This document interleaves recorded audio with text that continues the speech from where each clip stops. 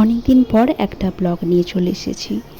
এত গরম যে কোনো কিছু করতেই ইচ্ছে করে না, তার মধ্যে এই গরমে খাবার দাবার রান্না করা এসব তো একটা বিশাল বড় ঝঞ্ঝাট হয়ে দাঁড়িয়েছে। আজকে দুপুরে একদম খুব সাধারণ একটা মেনু নিয়ে চলে এসেছি।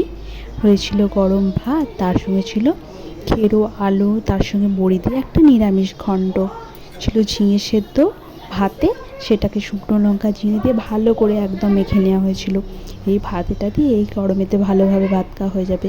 আর ছিল পাবদা মাছের ঝাল, সঙ্গে আমের চাটনিও ছিল, কিন্তু সেটাই ভিডিওতে নিতে ভুলে গেছি। এই সময় তো এখনও কাঁচা আম পাওয়া যাচ্ছে, তাই ভাবছি শেষমেশ খেয়েই ফেলি।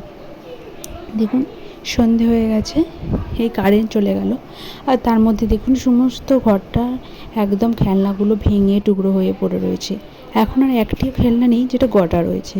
প্রতিদিন কিনে আনার পরেও একদম ভেঙে ফুটে একাকার। সন্ধেবেলা হয়ে গেছে।